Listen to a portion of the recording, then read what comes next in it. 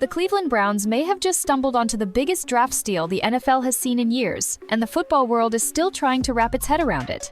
Picture this: a quarterback that analysts once pegged as a potential first-round pick, the kind of name you expect to hear early on draft night. But instead of walking across the stage in the first, second, third, or even the fourth round, his name never got called. Teams passed, again and again.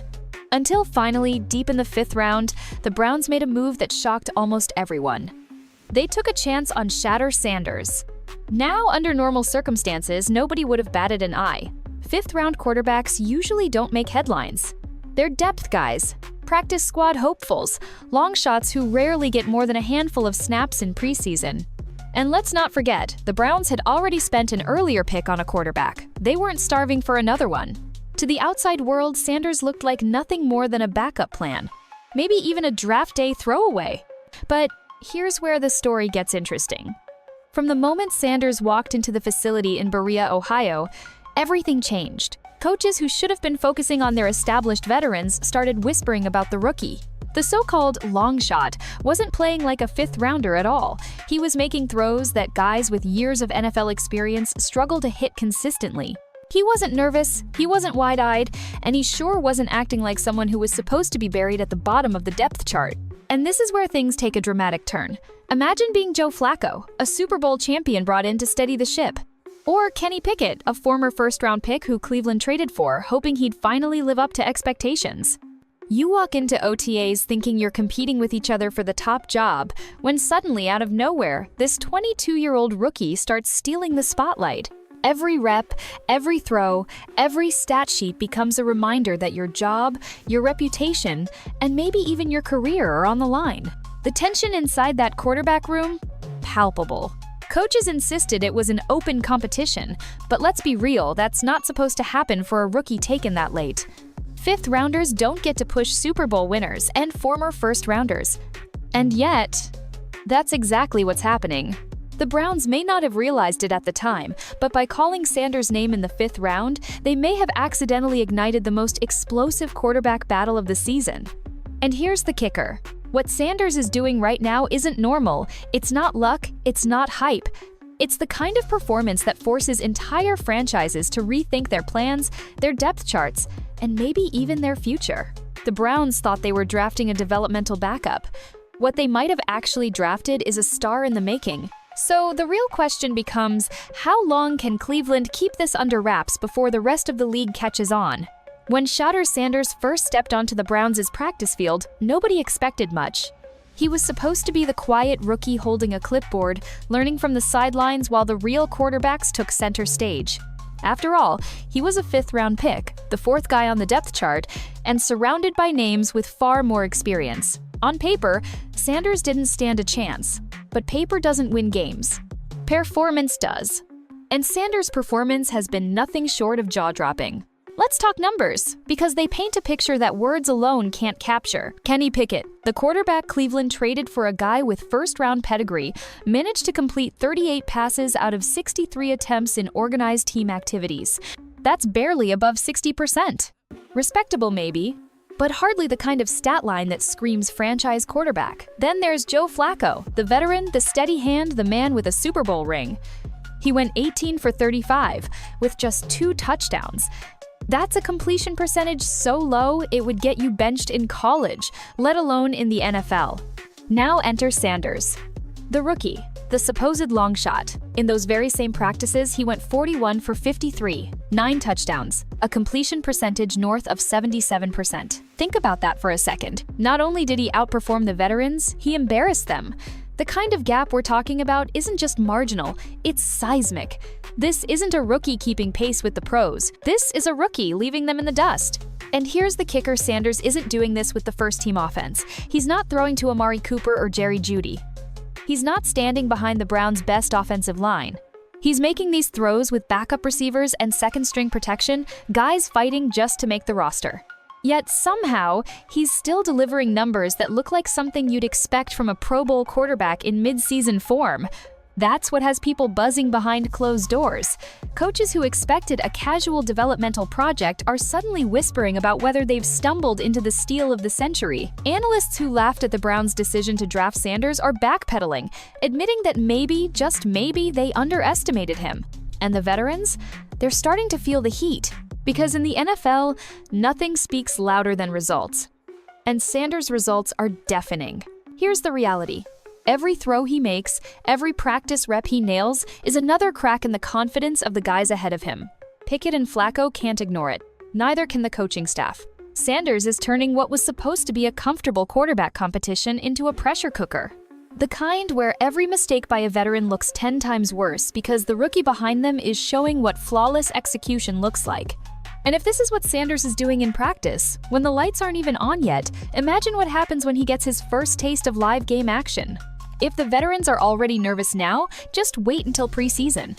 That's when the rookie has a chance to not just outperform them, but to take their jobs outright. When fans tune in to NFL preseason games, they expect the seasoned veterans to set the tone. After all, these are the players who have weathered the battles of multiple seasons, who understand the tempo of professional football, and who should, in theory, look more polished and composed than their younger counterparts. But in this latest preseason clash, the narrative flipped on its head.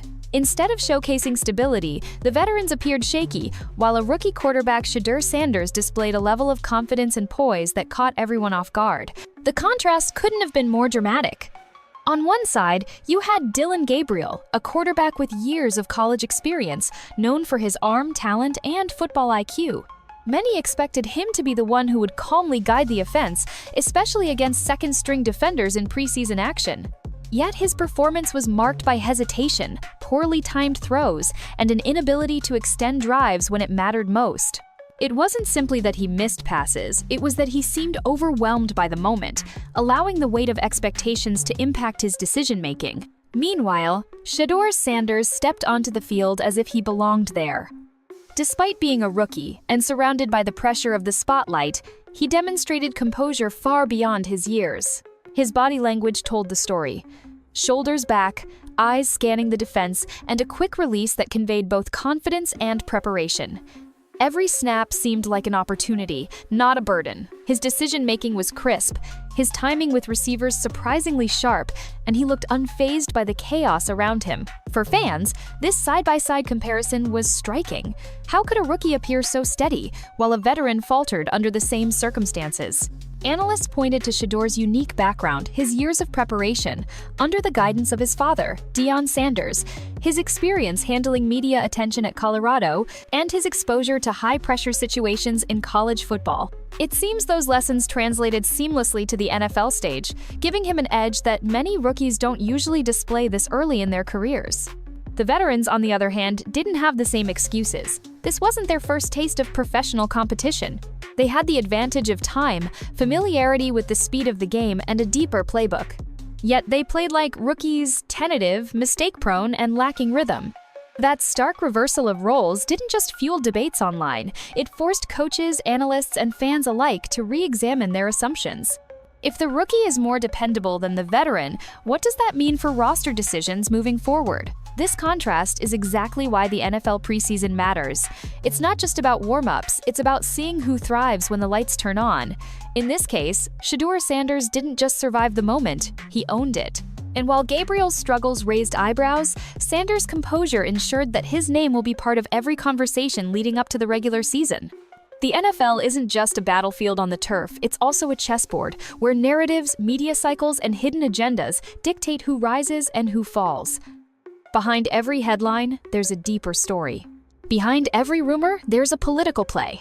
And when it comes to Shedeur Sanders, Kevin Stefanski, and the Cleveland Browns, the noise surrounding the quarterback debate has been anything but innocent. Let's start with the basics. When Shedeur entered the preseason spotlight, the expectations were sky high, not only because of his college dominance under the shadow of Deion Sanders, the pressure doesn't end on the field. It extends into every press conference, every media question, and every social media post. When a rookie like Shedeur speaks, the narrative shift: was he too confident, too humble, or too vague? His answers, body language, and demeanor all become part of the evaluation. Unlike veterans who've learned to navigate this media cycle, Shedeur is still adapting.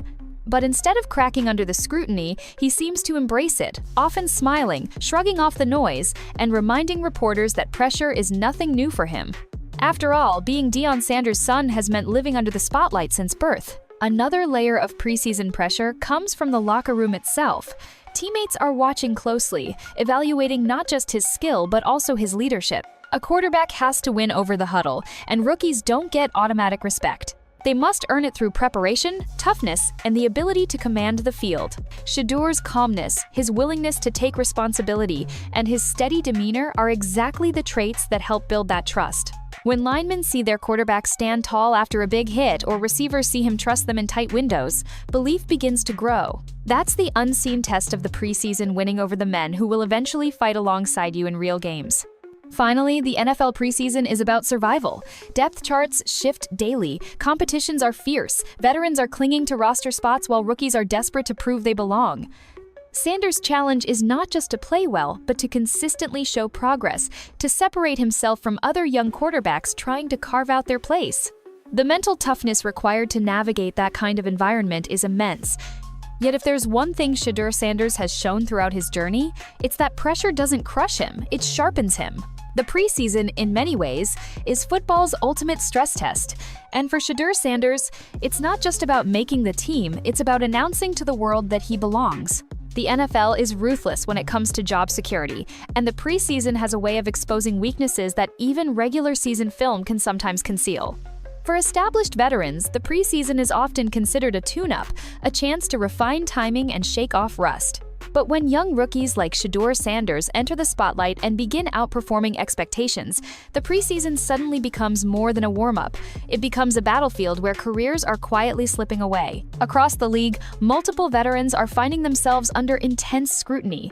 These are players who, only a year or two ago, were considered safe bets. They had contracts, reputations, and highlight reels to back up their status. But the NFL is a "what have you done for me lately?" league, and lately, many seasoned players simply haven't delivered. Take the quarterback position. For example, it's the most scrutinized job in all of sports, and teams rarely hesitate to move on from a veteran when a younger, cheaper, and most importantly, more exciting option is available. When rookies like Sanders step onto the field and showcase calm under pressure, accuracy in tight windows, and leadership qualities beyond their years, coaches and front offices begin asking the uncomfortable question, do we still need the veteran? This dynamic isn't limited to quarterbacks.